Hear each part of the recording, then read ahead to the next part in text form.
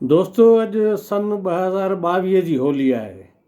माना अॼु तारीख़ आहे 17 मार्च 2022 ऐं होलीअ जे ॾींहुं टे दोस्त ते वेठा आहियूं गॾु त्रिमूर्ति।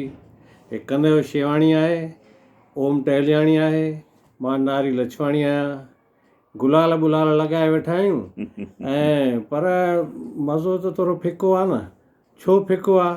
इन ते हिकिड़ी कविता आहे कन्हैया शेवाणीअ जी, होली ॼण त पिरोली आहे, जीवन ॼण त पिरोली आहे, जीवन ॼण त पिरोली आहे, तो बिन कहिड़ी होली आहे, तो बिन कहिड़ी होली आहे। यार पूरी ॿुधाए कन्हैया। हा कन्हैया, तॾहिं तो बिन कहिड़ी होली आहे। मथां को अची वञे ॿुधी करे यार कमी पूरी थिए। कोशिशि कयां थो। जीवन ॼण त पिरोली आहे, तो बिन कहिड़ी होली आहे। वाह वाह, हकीकत। बदन सॼे खे छुही वञे थी, हाय हाय, बदन सॼे खे छुही वञे थी, सागर जी का छोली आहे। तो बिन कहिड़ी होली आहे। रंग बहाने तुंहिंजे पोयां, रंग बहाने तुंहिंजे पोयां, रंग बहाने तुंहिंजे पोयां दीवाननि जी टोली आहे।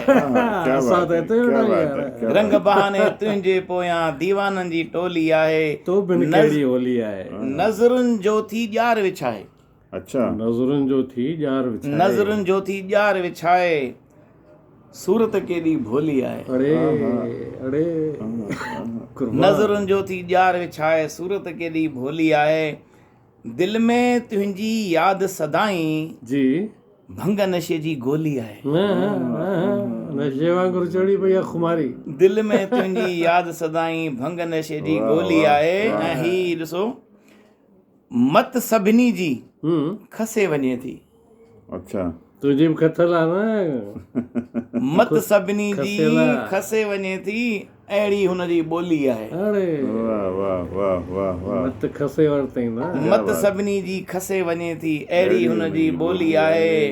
जीअ में वेठी जाइ विलारे, जीअ में वेठी जाइ विलारे, रंग भरी रंगोली आहे। ऐं हिन कविता, हिन ग़ज़ल जो आख़िरी शेर छा थो चवे? दरी ॾिसण जी बंदि कई हुन।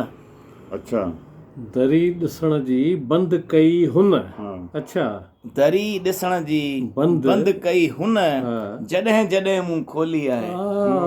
नाज़ुक ॻाल्हि त शरारत वारी ॻाल्हि थी। दरी ॾिसण जी बंदि कई हुन, जॾहिं जॾहिं मूं खोली आहे।